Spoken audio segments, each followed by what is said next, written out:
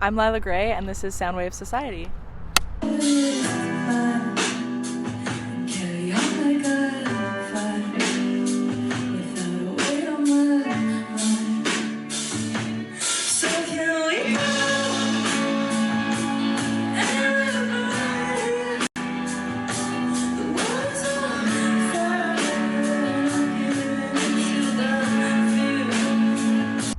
Hello and welcome back to Soundwave Society, as today we have the pleasure of sitting down with Vancouver-based artist Lila Gray ahead of the release of the deluxe version of her amazing 2024 record, Scared of the Dark, You Should Be Too. Thank you for joining us today. I'm so happy to be here. I'm stoked to be outside. It's like a weirdly nice day for March, you know?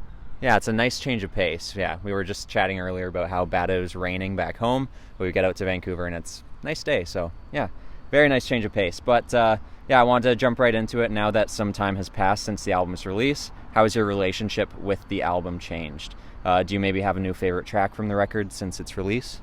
Ooh, great question. Yeah, I think my relationship has changed a little bit because I got to take the album on tour. We just did a couple small release shows. We're going on tour later in the year, which will be really fun to see how everyone's engaged with it now.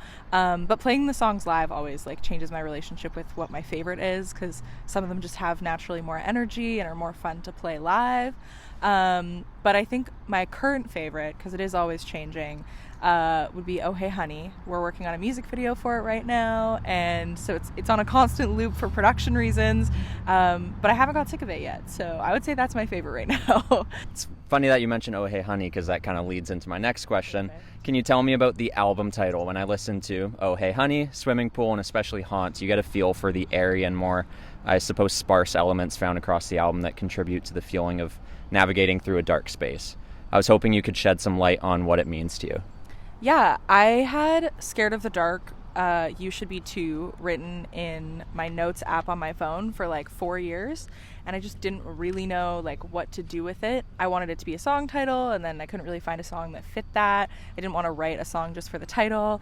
And then these songs kind of came together, and I realized that they were just kind of darker sonically than my previous album, Wild Tension, which I really viewed as a light-filled kind of golden hour album.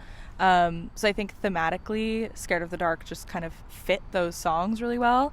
And there's some darker themes that I explore in the lyrics as well that I think really fit that. And then that kind of bled into the way that we've done the visuals for the album as well. We did a couple music videos that are a lot darker than I think the music videos for the last record were. So yeah, I would say that that's kind of how that all came to be. Yeah.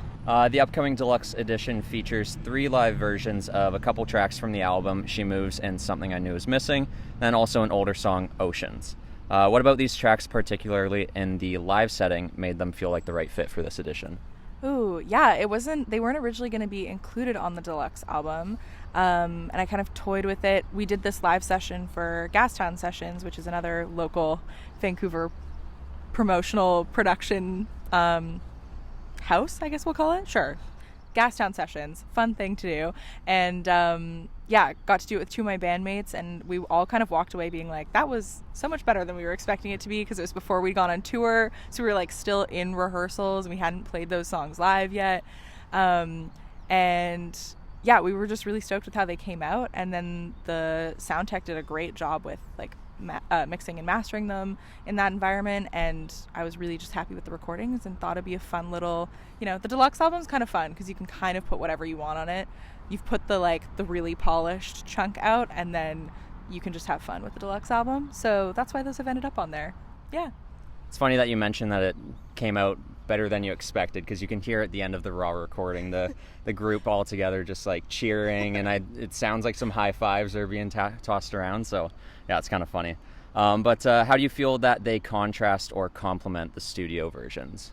Ooh, I am such an audio nerd in that if I like a song and there's multiple versions of it, I will find some kind of merit in each of those, just as a fan of other artists. So I wanted to be able to give people the opportunity to listen to those songs that are they're much more mellow than the studio recordings, I would say, and kind of feels like you're in the room with us, and I like that sort of intimate feeling.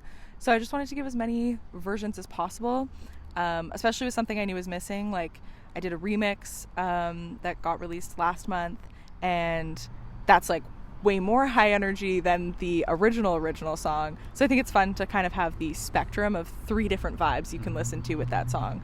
But yeah, just an energy change, if you will. Yeah. It's very cool individual experiences in that sense. Another track from the deluxe, First to Leave, feels like it very organically slides into the soundscape of the album, which makes for a beautiful addition to the record. I love the way it changes pace and tone, offering a very unique structure in push and pull fashion. Can you tell me about how this track came together? Yeah, I'm so glad to hear that it fits into the world. You guys are the first ones to hear that song that haven't been people that worked on it, so that's, this is an exclusive. Appreciate that. Yeah, awesome. yeah. It is a collaboration I did with a friend of mine, Alejo. He's in Montreal, and he has a podcast where he gets guests to come on, and you pick a key from the last song that you listened to, and then the last TV show that you watched, a theme that's explored in that show. And so the last show that I had watched at the time was Barry with Bill Hader, and I don't know if anyone watching knows this show. It's a crazy concept for a show. It's a hitman that wants to be an actor, and it kind of just divulges into chaos, so we wanted the song to feel that way too. And then it was a song by Jungle. I wish I could remember which one, but it was a Jungle song that we picked the key from, and we wrote all the lyrics and the chords and everything in one night. I think we were up till 3 a.m. It was far too late to be working on something, and then we've just been bouncing back ideas, like him in Montreal and me in Vancouver, and kind of fine-tuning it. And I'm weirdly super proud of that song. It was one that I wasn't expecting to put on the album, and then realized that I think it could fit, and according to you it does. As an objective, unbiased listener, it does. So for what it's worth. Yeah, exactly. No, I'm so glad to hear that. So that is how that song came to be. That's awesome. Yeah, that's a very unique story. That's totally awesome. That's really cool. So now, before we wrap up, we have a few recurring questions that we like to ask each of our guests. So as we've recently been trying to put an emphasis on the abundance of talent that is coming out of Vancouver right now and has been for a long time, we just want to kind of know where your ear is at and who you've been listening to from Vancouver these days. Ooh. Okay, I'm going to shout out Maya Jade, because she just put a single called Heart on the Line out. She's also a friend of mine, so shout out Maya. She's a very talented R&B artist, and definitely one to watch for sure. Also, Curtis. They have maybe the most beautiful voice I've ever heard in my entire life. Their vocal technique and tone is just takes you to another realm. And we're actually working on stuff in the studio right now, so I'm excited to see that all come out. But definitely check out Curtis. And I'll say Asa Nabucco as well, because she is also a good friend of mine, and I am always listening to her old albums. She hasn't put anything out in a minute. I know she's working on stuff, but she has a song called Blue that is it's always in my top Spotify. When they do the Spotify Wrapped, it's always somewhere in that playlist. Those would be my 3. Cool. Yeah. Awesome.